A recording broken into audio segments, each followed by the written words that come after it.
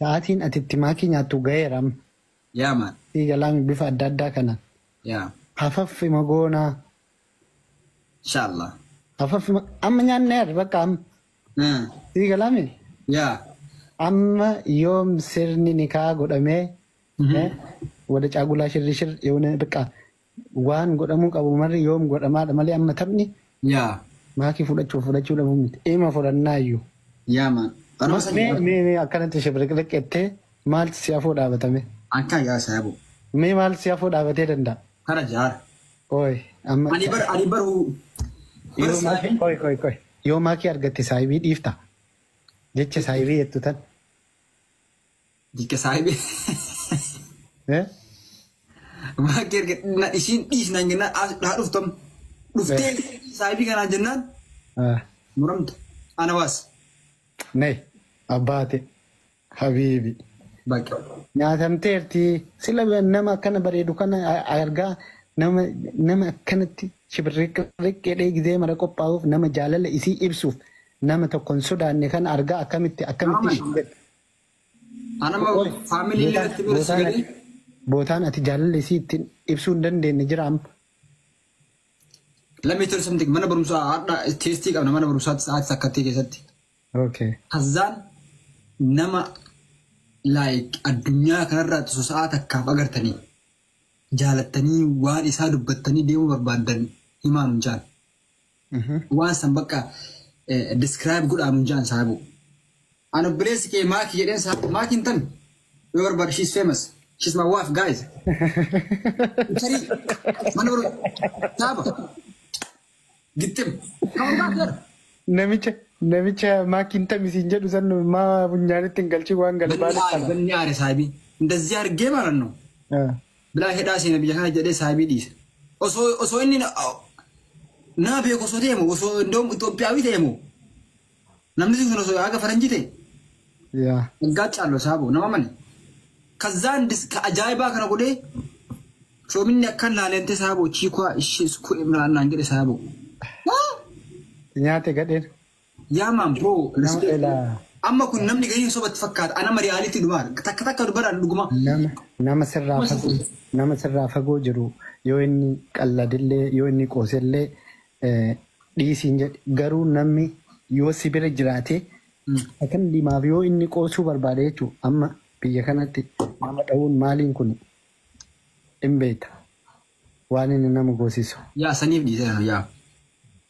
Ilaa hin jiraami keessattuu ijoollee teen nama mudii qabachuuf deemu nama jaalalaan qoosuuf deemu jechuudha. Achumatti riqatu ni xabbiqa. Exactly. Ijoolleen tana jaalala. Fageenya ofii haa eegu. Si galaami.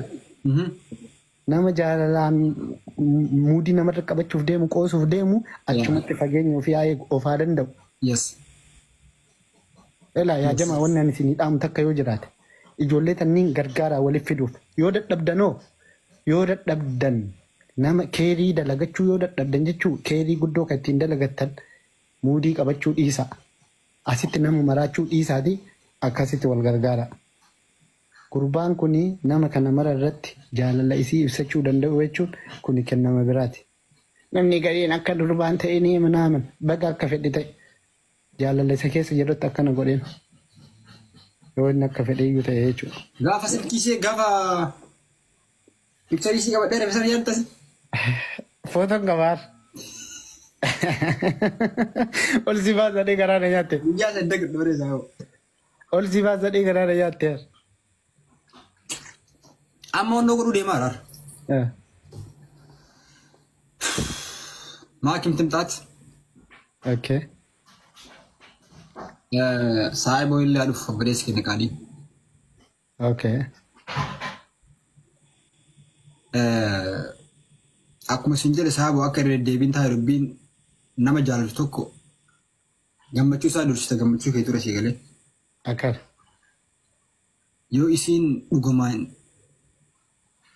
anaa jaalatu kana anaa waggaa jaaguutuu jaalate kana yaa jaalalli kee qilii haasuu naan jettee isaa wajjin gammachuu qabu naan jette. Akkana. Ani gammachuu isiiti jecha haga gaafa isiin gammachuu taatee haga isiin duutu dhimma eegaan keessaa ba'e gammachuu haa taatu bakka kana seeraan qara himee badru.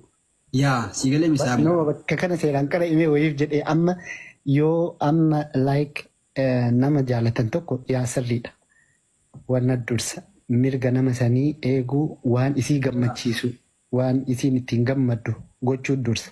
Garuu amma waan takka mee amma as biratti yoo isiin dhufteetiniin ani isin jaaladhu si jaalachuuf qophiyyuu miti ani jaalallee qabaa yoo isiin siin jette maal goota?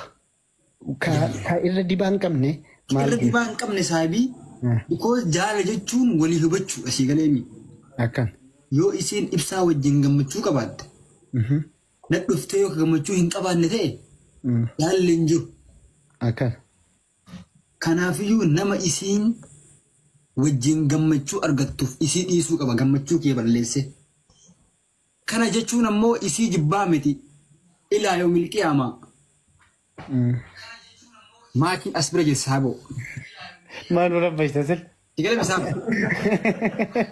As bira jirti maakiin. Maakiin hin dhufti malee warqii gootee dhufti. Achii miti bar as dhufti bar. Sigalee silkii keessa yookiin immoo achi laayivii dhufuu miti tamni ima dhuftiyyuu asuma dhufti. Asuma dhuftiyyuu. Banne dhufti warqii gootee. Bro London Bridge eegan saaboo. Akkan maali deebnee fidna. Yaa.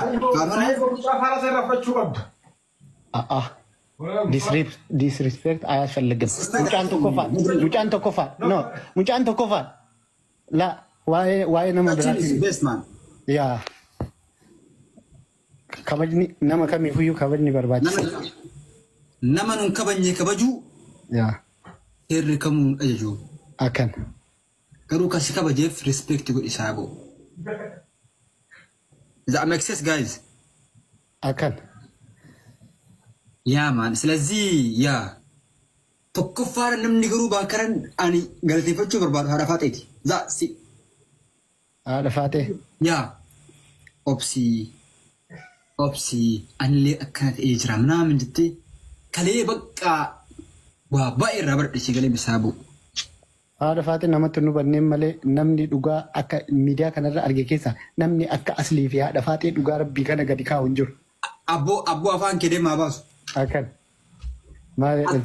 Akkuma fidaniitu masaabii ila sima arrabsaa qalli mana godhaa dirgimsu godhan dhugaa. Yaa namni nama dhugaa dubbatu nama likki nama himu kan hin amanuu beekaa.